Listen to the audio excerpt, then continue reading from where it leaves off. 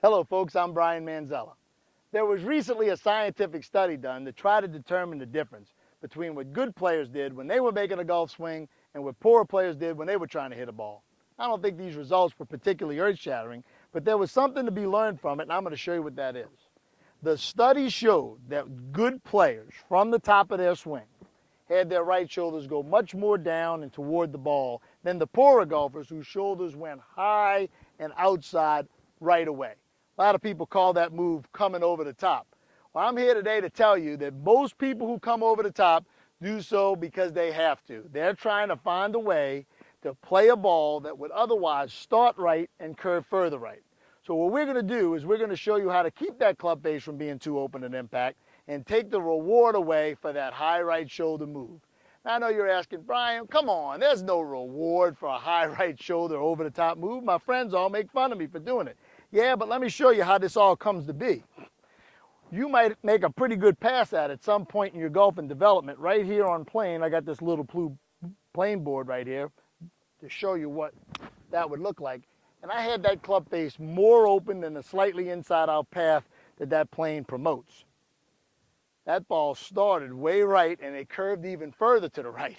So you're either going to lose all your golf balls over here in the backyard of one of your friends, or what you're going to do is you're going to learn to do all the things that slicers do. They learn to hang back on their right leg and throw the club head past their hands, and they learn to have that right shoulder come real high and out real early. So if we can get that club face square to the path at impact, or maybe even slightly closed, if you make that move, you're going to hit a shot that starts left and goes further left, and then you would probably figure out how to get to a good impact position like a professional, probably all on your own, but we're going to try to speed things up a little bit today. The first thing that I see people do in their golf swings that promote this wide open club face is they have a grip where they take this heel pad, this little fleshy part underneath the pinky, and they put it on the side of the grip like that. I tell people it kind of looks like Corey Pavin's putting grip. Worked pretty good for him on the greens, but I don't think exactly you want to do it when you're swinging, because what's going to happen with that grip is when you get this club out of line at the top, that face is going to be much more groundward pointing than any club face you're going to see on Sunday afternoon watching a tour event. That extra 30 or 45 degrees open that club is at the top is going to make it really difficult for you to get the thing square at impact. So we're going to make a grip where the heel pad is on top of the club. If you can pick it up with this forefinger and the heel pad, you got it. Then the second move we're going to make is we're going to take this club back on plane, and by doing that, we're going to have the hands stay inside the club head. There's a lot of great young teachers these days, and most of them all really are high on getting the hands inward.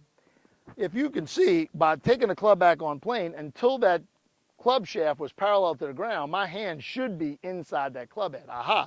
But what most people do is they take this little triangle right here that you can form by just putting a dowel on the outside of your left arm and the shaft. You can call that whatever you want, sort of like a little magic triangle. And when you start the club back, if your hands stay in, that doesn't rotate very much, and so the club face doesn't rotate very much. But if you can find a way to have those hands pop out like most slicers and poorer golfers do, that club face could open, shoot, 180 degrees right away, and you're going to have a tough time of squaring it up. So with the good grip and the in-hand path, you have to make sure that you can control the one other way you can get the club face open at any time of the swing, and that's by twisting the shaft about itself. You see how if I just had the club, let's say, square straight up and down right here, if I twisted it closed and twisted it open, I didn't have to do any other movements to make that club face move a whole bunch. So you could make a swing where the grip is really good and the in-hand path keeps you on plane. And at the top of the swing, your arms are in a good position. But if you twist that shaft about itself open and overly cup this left wrist, you're going to be in that same club face with the guy that has the heel pad on the side. So don't do that. How are you going to do that? As you're taking the club back, you can use your right hand to feel like you twist the club face away from you a little bit. Now, you could overdo that, obviously, and wind up with too close the face at the top, but I bet you that if you have problems with coming over the top of it, you could probably apply as much of that twist away as you want. So now, with a good grip And a good takeaway and a good top of the backswing position with a little twist away and the in hand path, all you have to sort of make sure that happens is in the transition, when the body starts pulling on the arm and club unit, it doesn't lay the club down and point the triangle straight up in the air and open the club face anyway.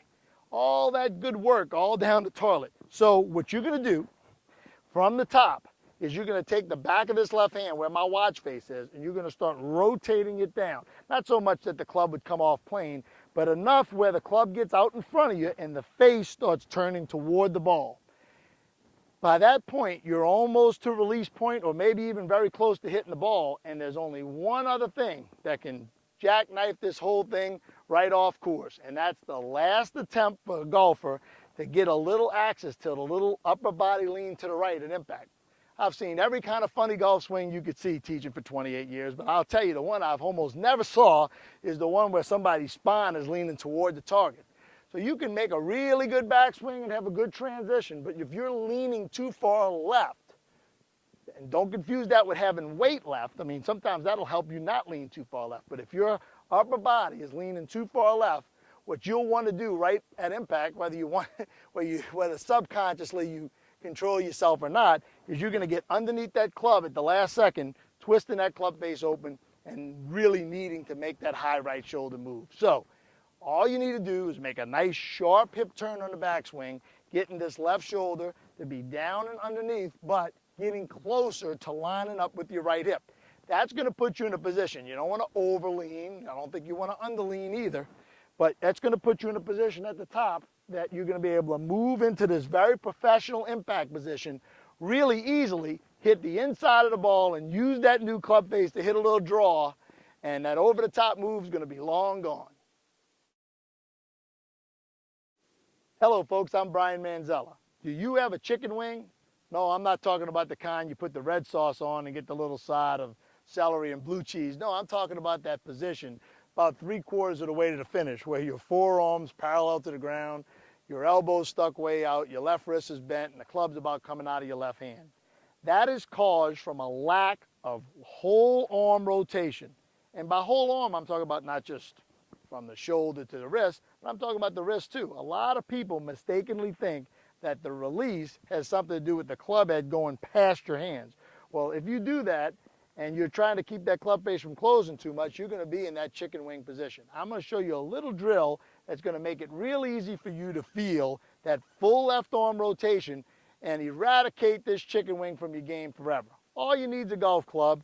Grip it real short like this and put the grip end on your hip, and then swing the club around so that it's pointing toward the target with the toe up or maybe a little bit down. Make sure you're in a good post-impact position with your tailbone closer to the target than the base of your neck. Then all you're going to do is take the butt end of the club off of your body, point that butt end to the target, and have your hands go high and the club go low. Like a Johnny Miller 1970s hands finish without the knees going toward the target. Try that a couple times, maybe before you tee off, 1 or 2, and I think you'll find that you don't chicken wing it anymore and you sure do hit it a lot better.